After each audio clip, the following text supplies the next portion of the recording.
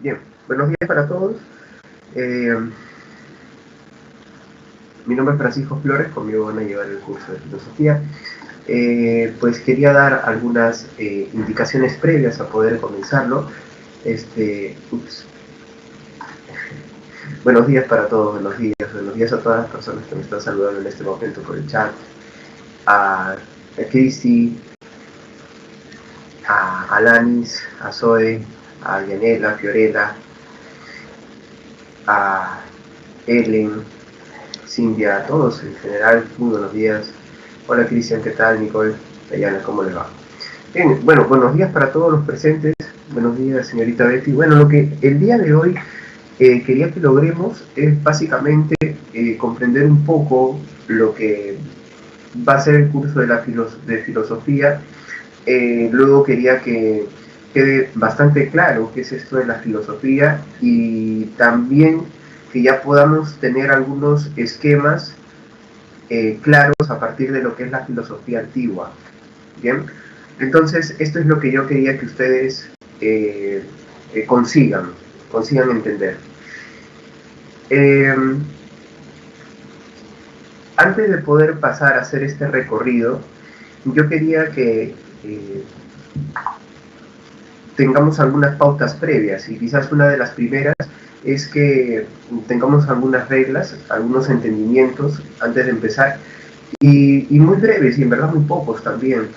Lo primero es que es agradable, porque acá carecemos de algo que se tiene en la presencialidad, que es pues el hecho de poder vernos al rostro, y es agradable entonces la interacción que se da incluso a través del chat, ¿no? Buenos días, Elizabeth, ¿cómo están?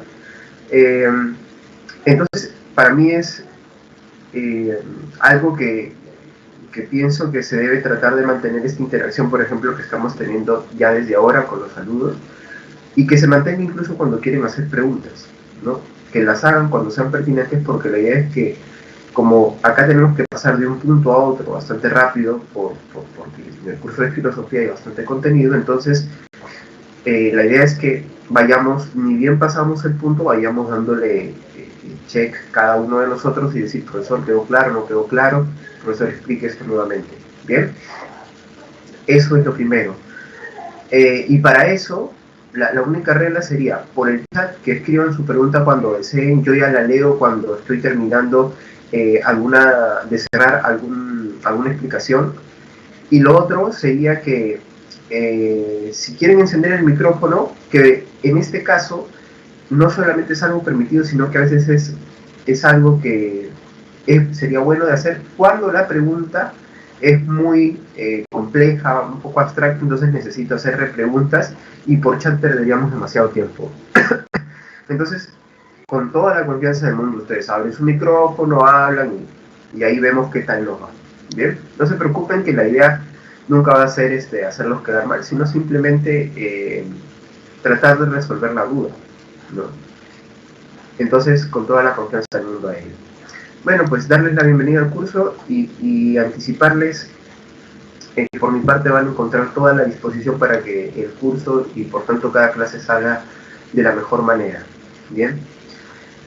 Bien, empecemos de una vez para no quedarnos luego sin tiempo. Es probable que a estas alturas algunos de ustedes ya hayan tenido oportunidad de saber un poco de qué va el curso de filosofía, y por tanto entenderse un poco con la filosofía misma, ¿no? Cuando nosotros hablamos de filosofía, en general pueden acudir ideas muy generales, como a veces ideas específicas, pero bastante distorsionadas. Eso sucede porque en general entender lo que es la filosofía también implica un proceso donde se van a comparar distintas definiciones y maneras de ver a la filosofía. De hecho, introducirse al mundo de la filosofía implica siempre partir de algo, y la filosofía de lo que hace básicamente es revisar todos esos puntos de los cuales se parten, no solamente para entender la filosofía, sino para entender todo, la vida, el pensamiento, la ciencia, la moral, etc., etc.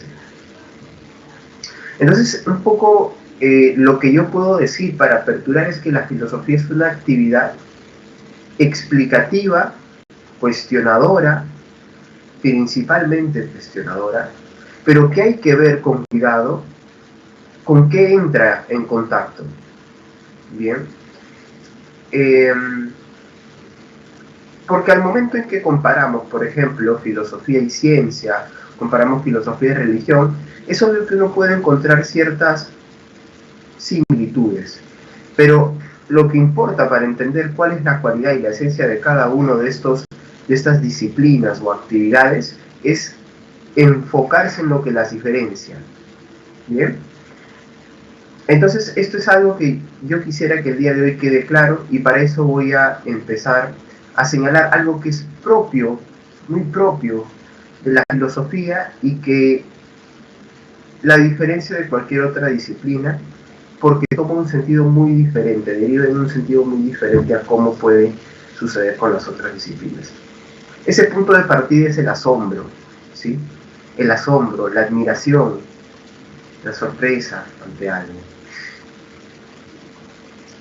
La filosofía circunstancialmente nace del asombro. Esto quiere decir que la filosofía, si nos ponemos a pensar cómo habrá nacido, es porque obviamente hubo una necesidad de explicar algo y de responder a ciertas preguntas que quizás hasta ese momento o no tenían respuesta o no tenían una respuesta satisfactoria. Entonces, lo primero es ir por el lado del asombro y darnos cuenta de que definitivamente todo ser humano en algún momento de su vida se pone frente a algún acontecimiento que necesita cuestionar y por ende luego explicar. Bien. Entonces el asombro se puede volver,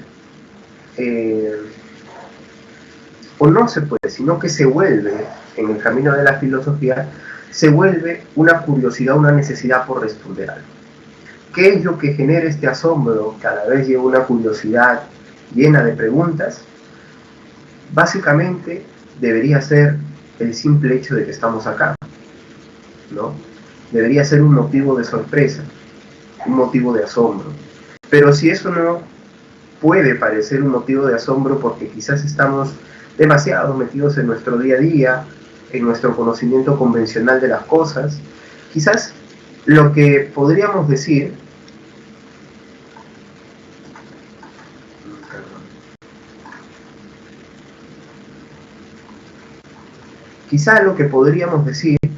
es que lo importante y también siendo algo que diferencia a la filosofía es que el asombro se produce de ciertas cosas tan generales como también igual de precisas o igual de señalables, ¿no? Así, por ejemplo, el hecho de recibir vida en este mundo, quiero decir, por ejemplo, tener un hijo, contemplar el nacimiento de un hermano, de un sobrino, de un primo, ¿no? Esas cosas pueden ser eventos que te pueden cambiar. Pero también, del otro lado, podemos tener eventos negativos que van a transformar nuestra vida y que nos van a llevar a cuestionarnos cómo estamos llevando nuestra vida, en qué nos hemos basado para llevar nuestra vida así. Como por ejemplo cuando uno se enfrenta a la muerte de un familiar, ¿no? O cuando uno enfrenta una enfermedad muy fuerte. Eso te invita a cuestionar, tiene que invitarte a reflexionar de todas maneras. Bueno, la filosofía lo que va a decir es que hay algo así. ¿Bien? Quiero decir que hay hay un despertar en este asombro que teníamos de pequeños y que lo vamos perdiendo conforme vamos recibiendo algunas respuestas. Entonces nos convencimos con esas respuestas o simplemente aceptamos esas respuestas y así dejamos de asombrarnos frente a algunas cosas. ¿Bien? La idea es que la filosofía recupere esa capacidad de asombro y la transforme en una serie de preguntas. Ahora, eso es por un lado, pero no hay que olvidar que ya hay respuestas que se han dado muchas veces a esas preguntas. ¿Por qué estamos acá? Una pregunta altamente existencial. que se puede plantear de manera individual, ¿por qué estoy acá? O de manera colectiva, ¿por qué la especie humana existe? ¿No? En esos casos, vamos a darnos cuenta de que ya hay algunas respuestas para estas preguntas, ¿no? En la religión, claro está. En las propias tradiciones de una cultura o de determinada cultura también hay respuestas. Entonces, a donde termina llevando esto es a una confrontación con esas respuestas. Porque la filosofía no solamente va a ser preguntas generales, sino también preguntas, esas respuestas que se están dando ya por anticipado. Y eso es lo que hace también interesante, a su vez, ver el campo de la filosofía, porque se pone en diálogo con muchas otras maneras de entender el mundo. Bien, entonces hay algo de confrontacional, algo de conflictivo en la filosofía. Eso es inevitable por su naturaleza crítica. ¿Bien? De eso de la naturaleza crítica justo vamos a hablar en un momento. Pero no hay que perder de vista que la filosofía nace,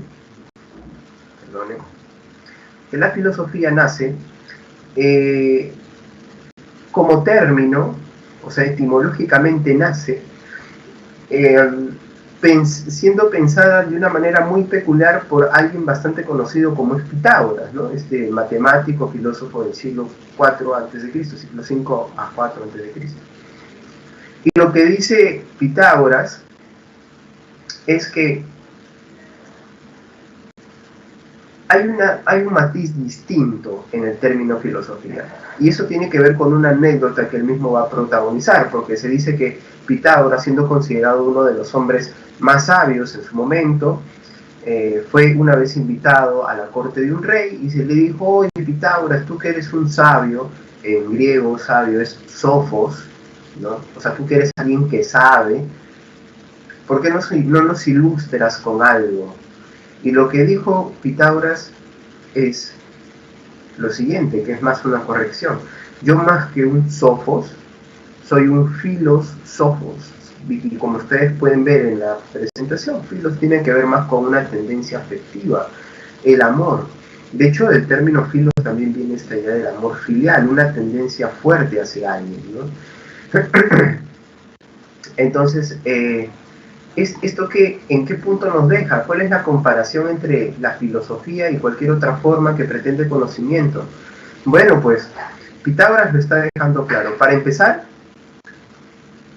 el camino de la filosofía no es el camino del conocimiento seguro donde uno dice, ya sé algo.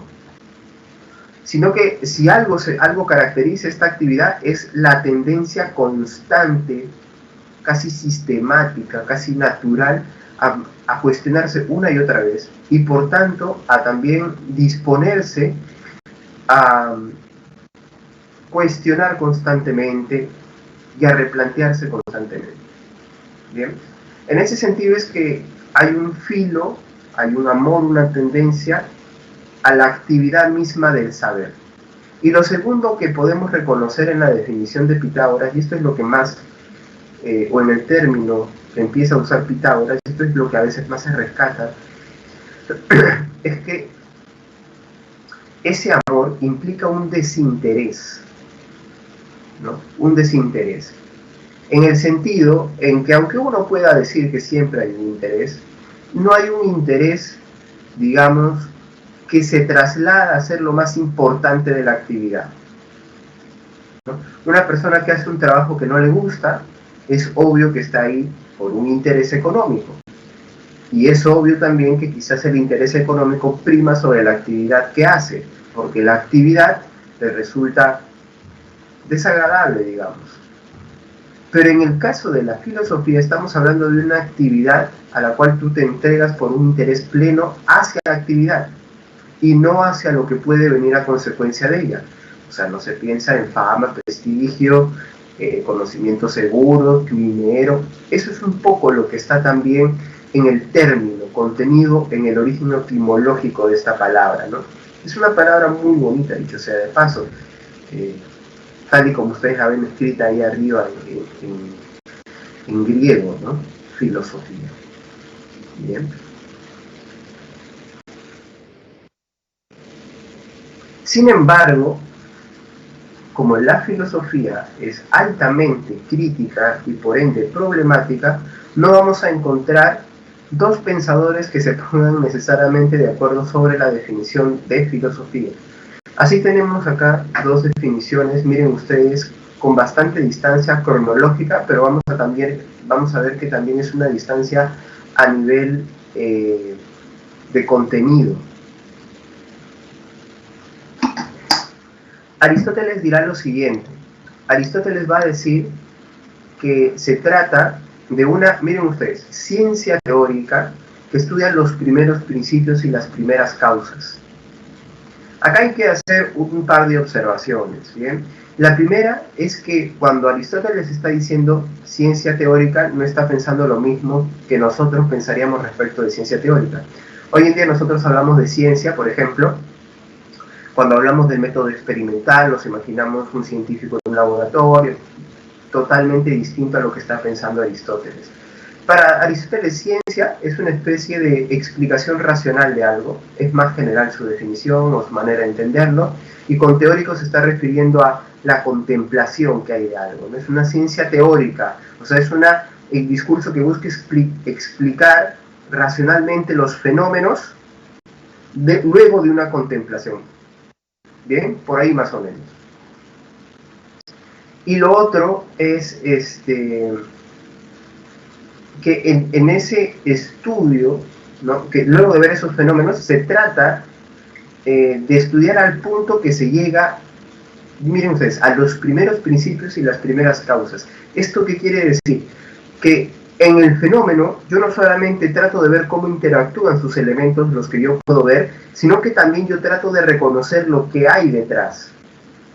¿No? Algunos a esto le darían hacer metafísica, pues, hacer lo que está más allá de lo que se ve. Meta, más allá, eso es lo que significa etimológicamente meta, más allá. Y física, ¿no? El cuerpo físico, lo que se ve, lo que se puede tocar, más allá de lo que se ve, ¿no? Entonces, algo así está concibiendo Aristóteles por filosofía, lo que está más allá de lo que se ve. En eso consiste, en especular racionalmente sobre lo que está más allá de lo que se ve. O sea, usar tu razón de una manera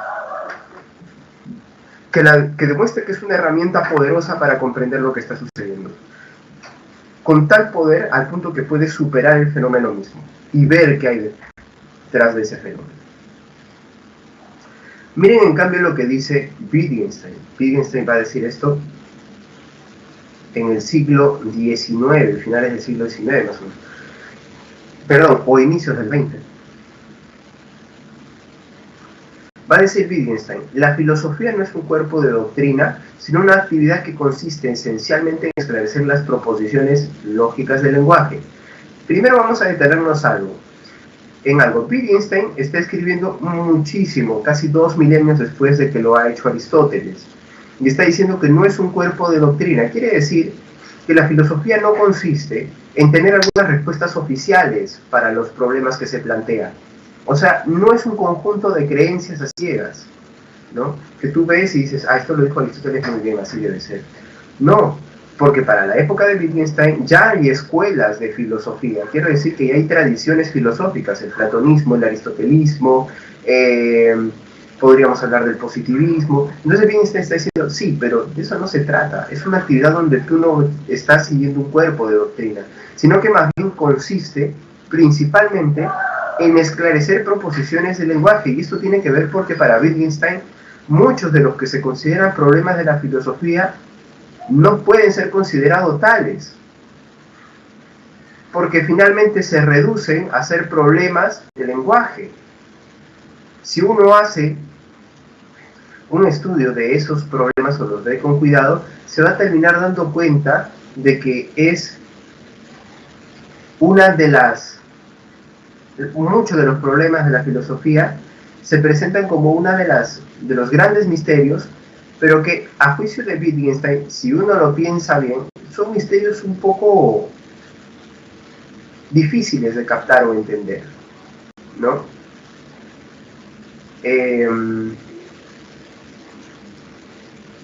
Por ejemplo, el problema del alma. El problema del alma.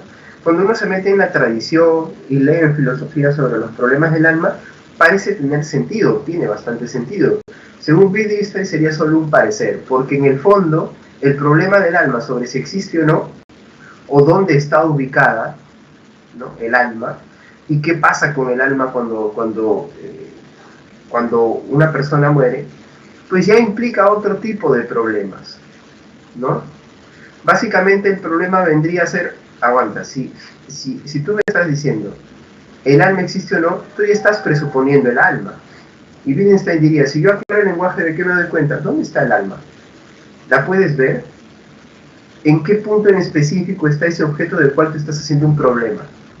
Entonces, para Wittgenstein, si uno esclarece las proposiciones del lenguaje, esto suena, así es como ustedes se darán cuenta, muy, muy propio de la lógica, uno se va a dar cuenta que siempre tiene que haber, para que haya una proposición, se tiene que decir algo de algún objeto. Y eso te implica que obviamente ese objeto tiene que existir en la realidad. Eso es lo que, a juicio de Wittgenstein, resolvería o anularía, mejor dicho, disolvería muchos de los problemas de la filosofía. Bien.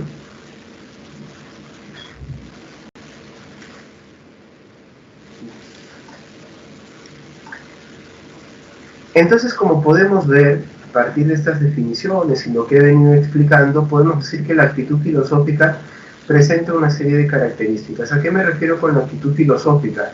Me refiero a la forma en que se enfrentan los problemas por parte de las personas que se dedican a la filosofía.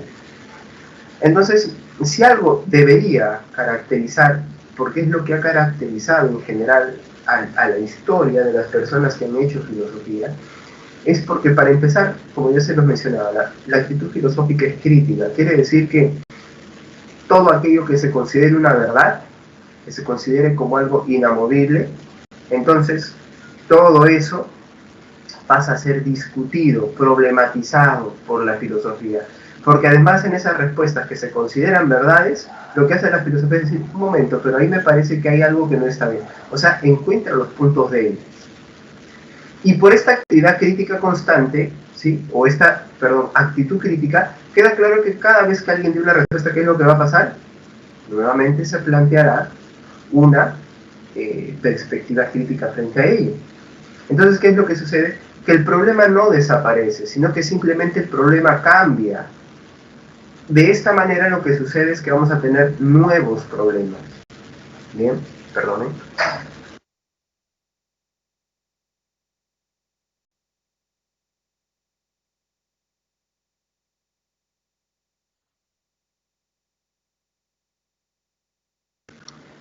Bien, entonces es un problema tras otro. Y creo que eso es lo que debe quedarnos también el día de hoy, es que en la filosofía, más que temas, ¿no?, hay problemas. Por eso les hablaba del problema del alma, ¿no? Pero también podemos hablar del problema de cómo organizar el Estado, podemos hablar del problema de qué es lo que hace que una acción sea buena, del problema de si el conocimiento científico son verdades o simplemente son conjeturas. Todos esos son problemas, y en eso consiste la filosofía, en generar y tratar de responder esos problemas. Bien, pero la actitud filosófica también se va a considerar importante, ¿sí?, en la medida en que sea radical, ¿no? ¿Y qué tiene que ver, y qué quiere decir que es radical? Pues más o menos lo que anunciaba ya Aristóteles, que frente a los fenómenos trata de ir a los fundamentos de la realidad. O sea, eso habla del carácter altamente especulativo que tiene la filosofía.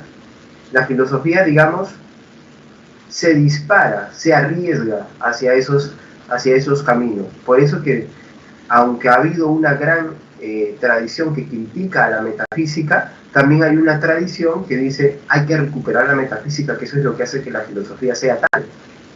Hay que estudiar los fundamentos de la realidad. ¿Qué es lo que hay detrás? Y esos fundamentos de la realidad tú no los vas a ver en un microscopio, ni con un telescopio, ni haciendo experimentos. Vas a descubrir muchas cosas interesantes a través de esos instrumentos. Pero finalmente, esa información que ellos te den siempre se tienen que interpretar yendo a los fundamentos de la realidad y uniendo todas las piezas de la realidad. Es por eso que aunque la filosofía tiene disciplinas, como vamos a ver ahora, está la ética, la nociología, aunque tiene disciplinas, es también totalizadora.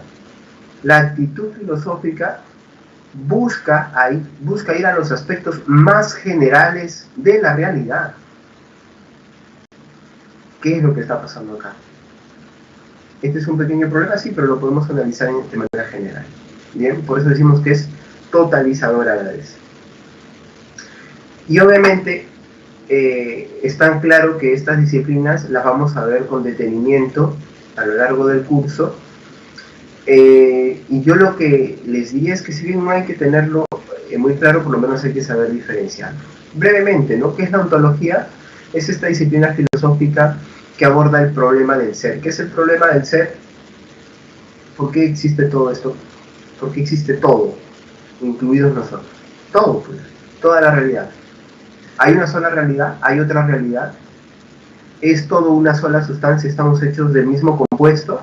¿O son distintos compuestos todos los que están en la realidad? Ya, todo eso es ontología. Bien. Luego tenemos la nociología, que estudia los problemas del conocimiento. ¿Quién genera el conocimiento? El sujeto, el objeto, etcétera, la razón, los sentidos, los problemas, ¿no? El problema epistemológico, o los problemas epistemológicos que van sobre el conocimiento científico. La axiología sobre los valores, de dónde nace el valor, por qué los seres humanos valoramos las cosas, es porque nos benefician, porque contribuyen a nuestra felicidad, porque contribuyen a nuestro bienestar, o porque nos ayudan para conseguir un objetivo que cambia cada cierto tiempo. ¿De dónde nacen esos valores? Y obviamente está la ética con los problemas morales y la filosofía política con los problemas del Estado, pero yo diría de la organización social en general. ¿Bien? Chicos, hasta acá una primera pausa.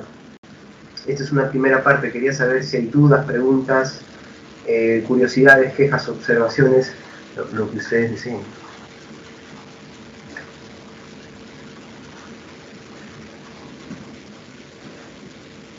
Está todo bien, profesor. Muchas gracias.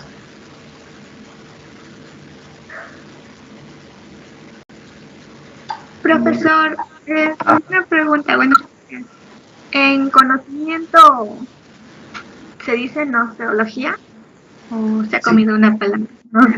No, es noceología. Sí, es noceología. Lo que pasa es que esa G al inicio es herencia del griego, pues, del nosos, que es conocer. Entonces, por eso se mantiene así, ¿no? Pero sí, es noceología. O sea, se lee desde la N nada más, para simplificarlo un poco. Muchas gracias. Listo, Alanis, gracias por tu pregunta.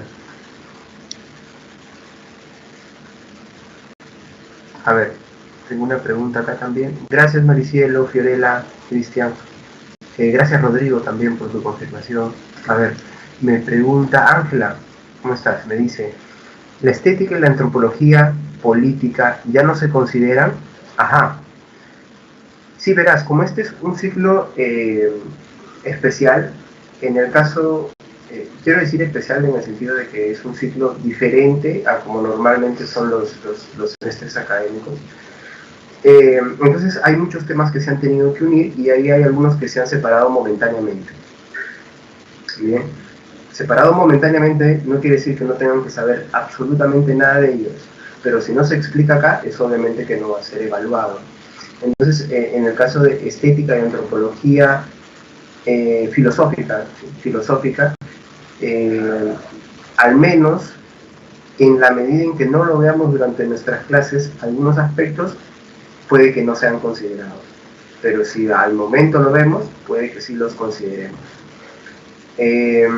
Entonces, por eso les digo, semana a semana vamos a ir haciendo, explicando algunas cosas, y ahí yo les digo, chicos, esto es un problema ético, un problema de antropología filosófica, de filosofía política, así que atentos con eso, ¿sí? Entonces ahí ustedes ya saben en qué tienen que poner énfasis al momento de repasar.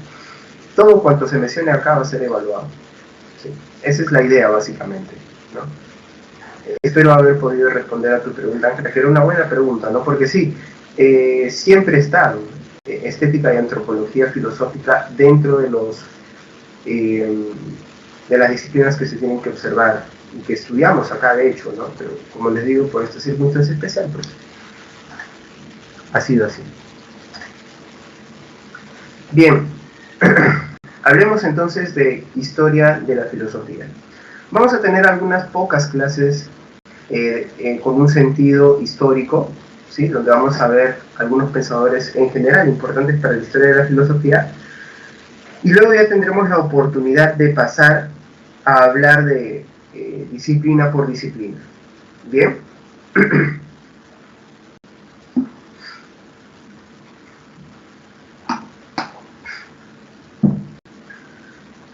Entonces, empecemos hablando de la filosofía antigua, aunque no vamos a hablar específicamente de su origen. Vamos a hablar de tres grandes representantes de la filosofía antigua. En verdad son tres figuras monumentales y destacadas en la historia de la filosofía.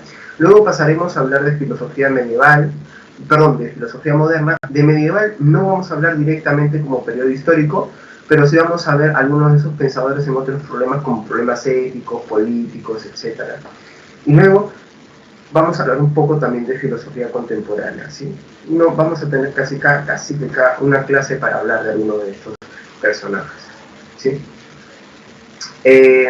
Entonces empezamos hablando de la filosofía antigua. Vamos a empezar por la figura de Sócrates, que a pesar de no ser el primer filósofo o de los primeros filósofos, es una figura de la antigüedad que en Atenas va a encarnar mucho de lo que nosotros hemos descrito como parte de la actitud filosófica, ¿bien? Y parte de la presentación también de lo que es la filosofía. En el caso de Sócrates, hay que recordar que antes de él hay todo un periodo de la filosofía que se llama el periodo de la physis, de la naturaleza, o también conocido como el periodo presocrático, ¿no? Obviamente hay un antes y un después de Sócrates en la filosofía antigua. El periodo presocrático iba sobre otros problemas, ¿sí? Problemas como el de la naturaleza, cuál es el arjeo, el origen de todo cuanto existe, problemas metafísicos ontológicos, podríamos decir. Sócrates va a enfrentar problemas distintos, aunque no desconoce esos otros problemas, pero más se va a preocupar por otras cosas.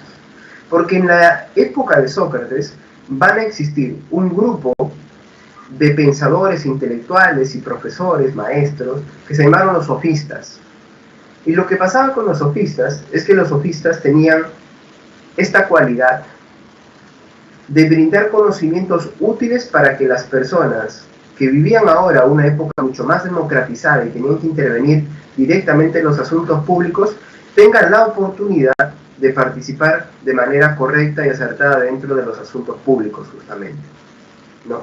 Entonces, cada decisión que se toma, oye, pero tú no sabes ni hablar en público. Ahí estaban los sofistas, anda con los sofistas, ellos te van a enseñar gratis, ¿no? Pero los sofistas cobran, y cobran bien.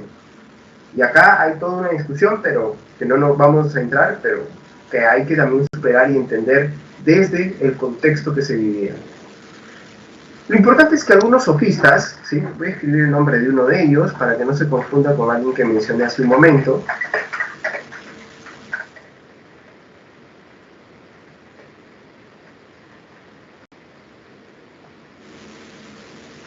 Este es Protágoras, ¿no? Que pertenece a este grupo que se llama de los sofistas. Otro de ellos es Gorgias, por ejemplo.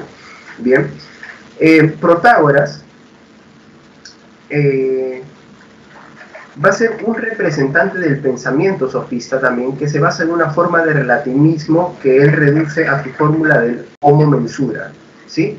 ¿Qué es el homo mensura? Es la idea de que el hombre es la medida de todas las cosas y por tanto no hay verdades para todos. Hay verdades para cada quien. Yo tengo mi verdad, tú tienes tu verdad, así, ¿bien?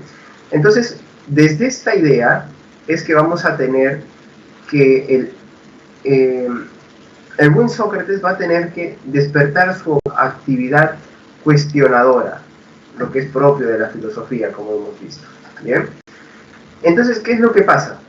Le parece que ese relativismo del cual están hablando los sofistas es impreciso, porque eso de lo que ellos están hablando, que cada uno tiene como su propia verdad, entonces deja de ser una verdad. El conocimiento verdadero es aquello que podemos compartir entre todos. Entonces lo que va a opinar Sócrates, el buen Sócrates, es que en general, ¿sí?, las cosas pueden tener una verdad o tienen una verdad. El problema es cómo lo descubrimos. Entonces, ¿qué es lo que están diciendo los sofistas? Los sofistas en verdad no se están refiriendo a conocimiento, sino que se están refiriendo a un conocimiento falso, porque el conocimiento verdadero tiene que ser compartido por todos y para todos. Más bien los sofistas están abordando un tipo de conocimiento que es falso conocimiento. ¿Y por qué han llegado a ese falso conocimiento del cual ellos están hablando con tanta seguridad?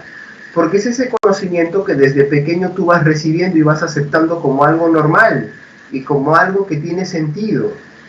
Bien. Me dice Rodrigo, el conocimiento no es aislador. No podría serlo. Y eso es justamente lo que está criticando Sócrates, ¿no? Así que sí, está en pleno sentido con lo que dice Sócrates, Rodrigo. Entonces, ya que el conocimiento no puede ser, vamos a decirlo así, relativizado a cada quien, entonces eso que ellos han relativizado a cada quien no es más que falso conocimiento.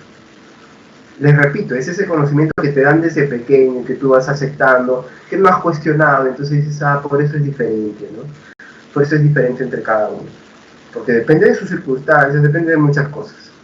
Entonces lo que opina Sócrates es que ese falso conocimiento se debe deshacer y debes de buscar el verdadero conocimiento, que ¿dónde está? Si el falso conocimiento está fuera, ¿dónde está el verdadero conocimiento? Por oposición, ¿no es cierto?, espacial, el único sitio donde tú puedes pensar que hay verdadero conocimiento es dentro de ti, en tu interior. Y eso es lo que tú tienes que explorar. Pero esa exploración que tú vas a hacer, y esta es la pregunta, la vas a hacer, digamos, a través de alguna herramienta que no sea la razón, por ejemplo, no sé, la fe, la voluntad. No, según Sócrates es a través de la razón, porque esa es nuestra virtud. Lo que nos diferencia del resto de seres es precisamente el hecho de que nosotros podemos usar una herramienta poderosísima como es la razón. Bien, entonces ahí es donde precisamente Sócrates está haciendo un poco de énfasis. Ahora, para alcanzar este conocimiento verdadero hay que atravesar un camino, pues. ¿Cuál es ese camino? Primero, tienes que deshacerte del conocimiento falso. Porque si te sigues moviendo por el conocimiento falso o el falso conocimiento, vas a seguir pensando cosas erradas. Entonces, lo primero que uno tiene que hacer es reconocer que en materia de verdades o de conocimiento real, uno sabe nada. Entonces, para esto, Sócrates inventa el método de la mayéutica con un fuerte acento en la ironía. La ironía, todo el método de la mayéutica consiste en hacer preguntas dialogantes, ¿no? O sea, en una conversación hacerte preguntas hasta ver si hay algún error y por tanto desechar ese conocimiento. Entonces lo que hace es aplicar la ironía a Sócrates con las personas con las que conversa. Él anda caminando por Atenas hablando con la gente porque de verdad quiere obtener conocimiento. Él dice, papi, ¿tú sabes lo que es el amor? Sí, claro, pues todo el mundo sabe lo que es el amor. A ver, cuéntame, dame tu definición. Y él sigue haciendo una pregunta tras otra hasta que se da cuenta con el interlocutor que esa definición de amor es errónea. Y ahí es donde aplica la ironía. Justamente Sócrates es un gran irónico. Perdónenme.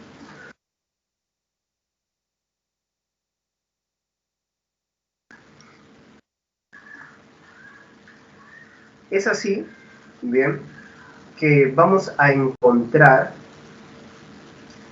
que gracias a esa ironía se pueden desechar muchas de las falsas ideas o el falso conocimiento que una persona tiene.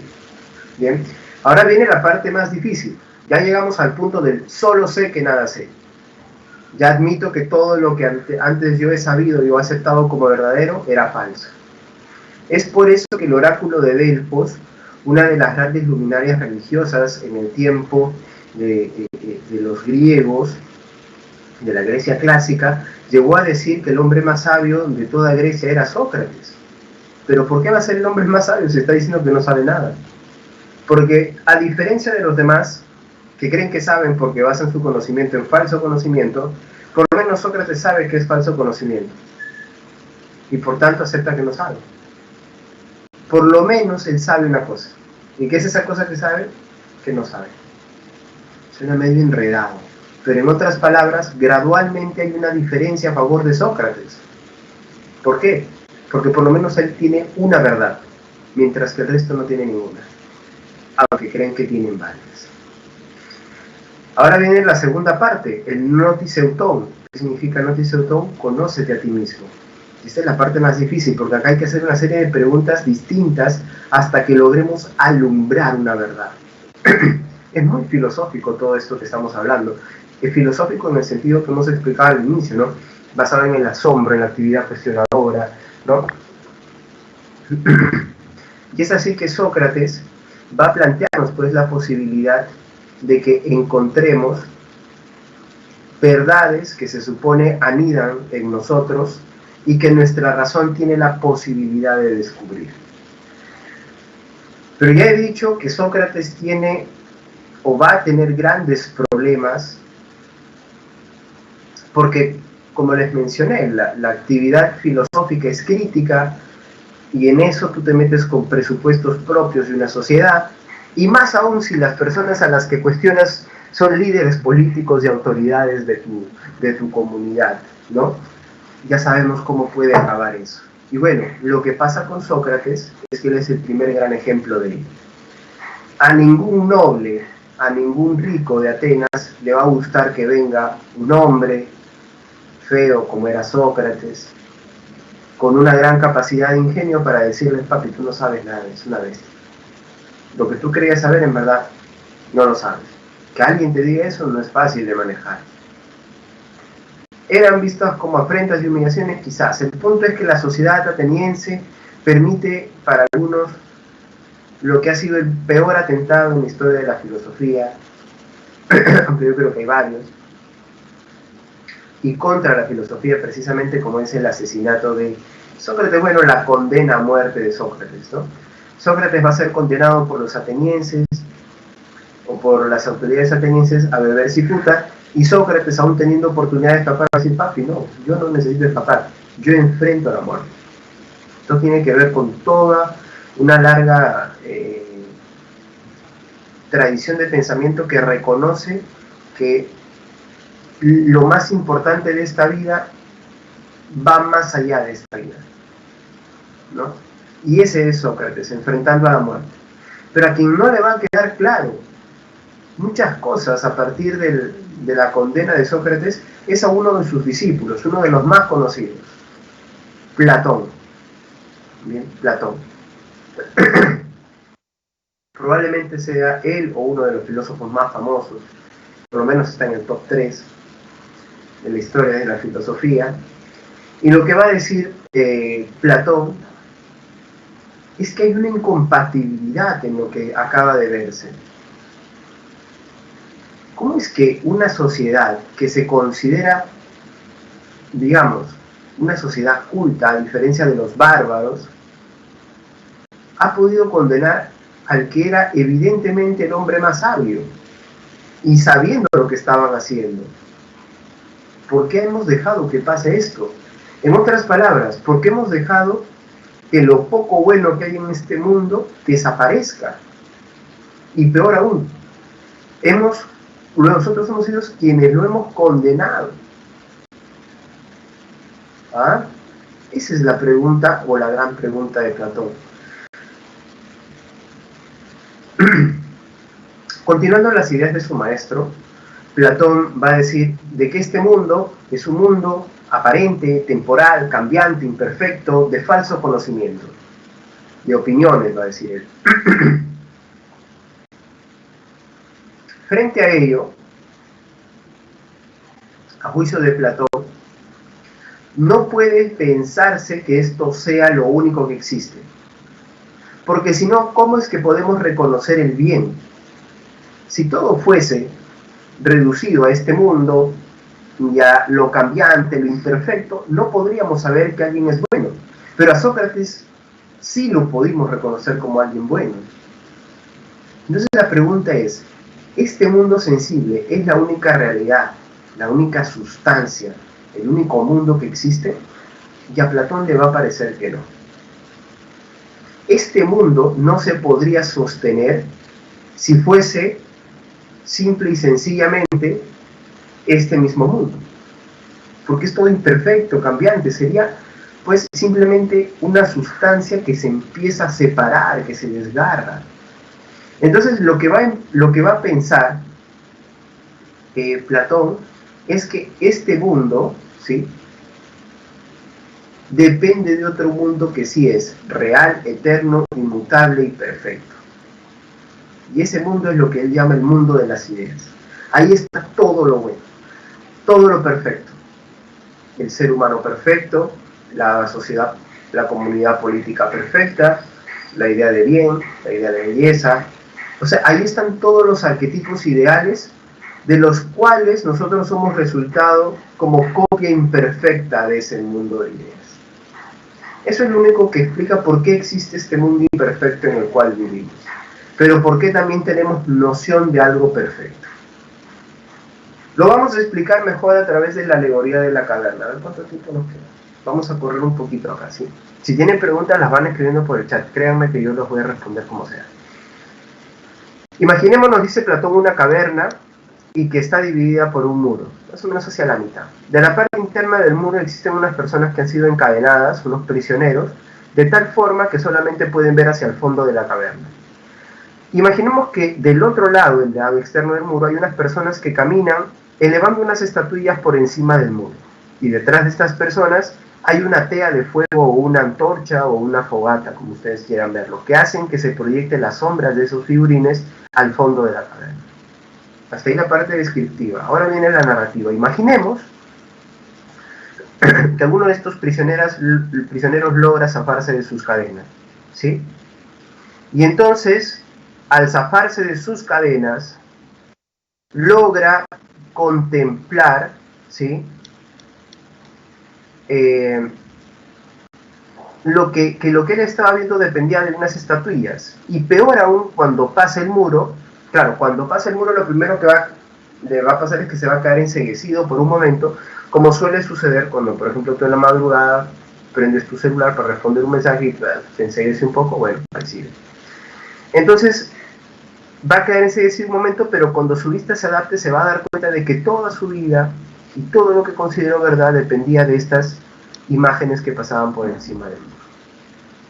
Ahora imaginemos que esta persona además sale de la caverna.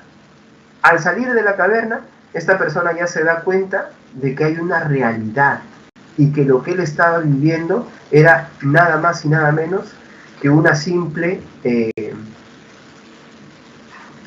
mundo reducido a la ilusión de las sombras. Esto es lo que pasa también.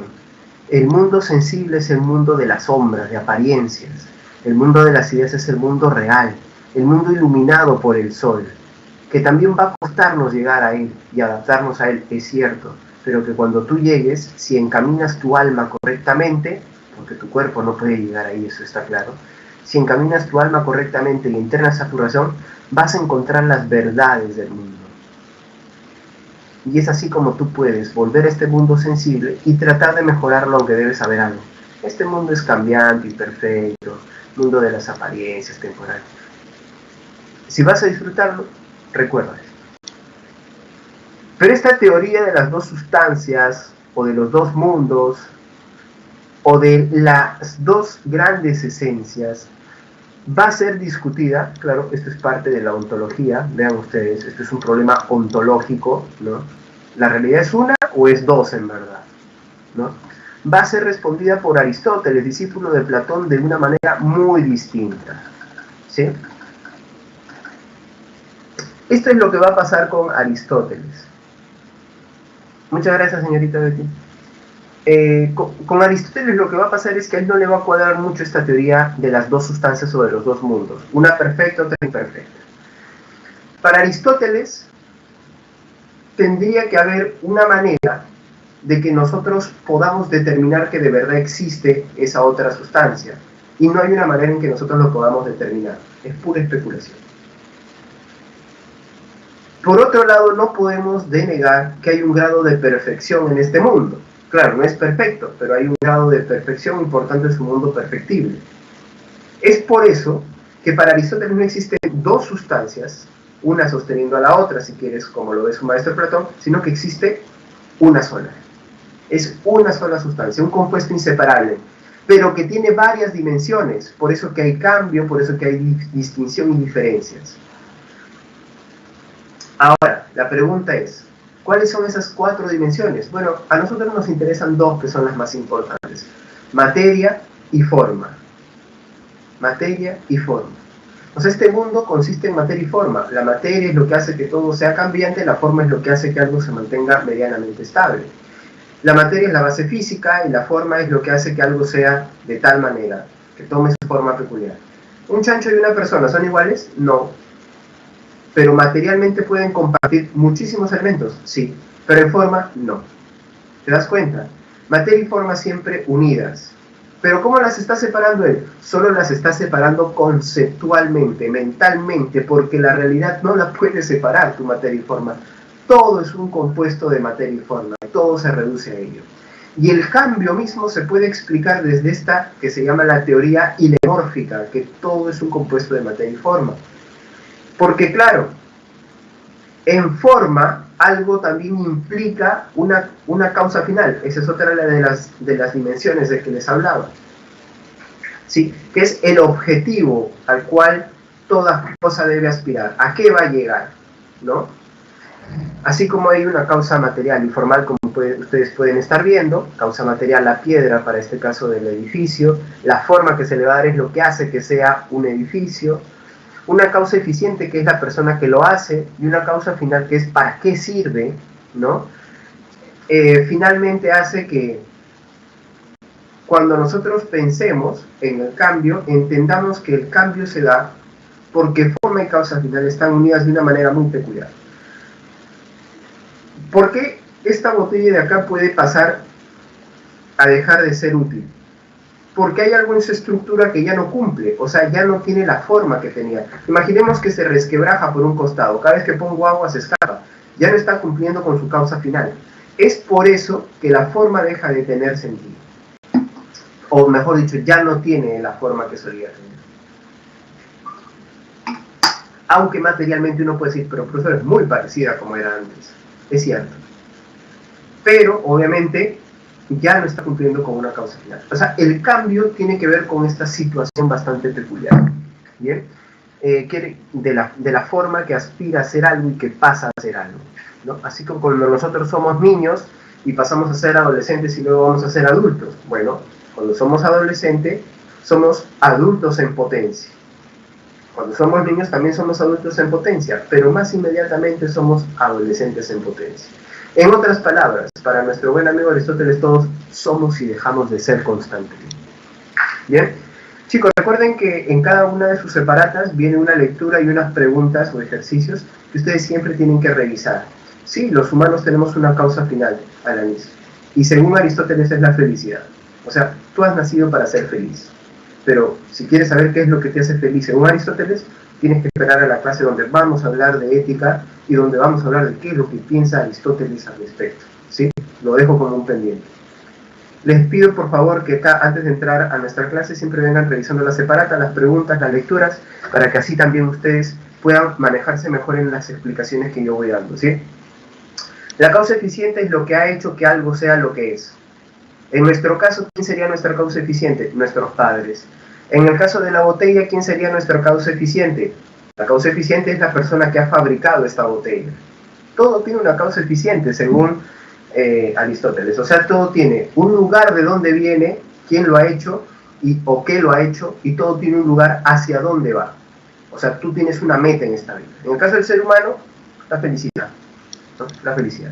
Pero recuerden que lo más importante son las dos causas centrales, lo que hace que haya una teoría ilemórfica, la material y la formal. He hablado de las otras causas para no descuidarlas, pero lo más importante es eso. Bien chicos, recuerden que siempre tienen que tomar un registro de esto, y ahora sí, me despido. Les he quitado bastantes segundos adicionales. Así que les agradezco su participación, sus preguntas. Me gustaría que mantengamos esto, ¿sí? Así que recuerden siempre. Nos vemos, chicos. Muchas gracias. Hasta la próxima semana. Hasta el próximo miércoles. Cuídense. Buena semana y buen fin de semana. Chao, chao. Hasta Leo, Alanis. Nos vemos, Briana. Chao, chao, Miguel. Chao, Dayana, Ángela. A todas las personas que participaron, muchas gracias. Fiorella, Yadir, Elizabeth. Nos vemos. Chao. Sí, creo que también debería haber un poquito más.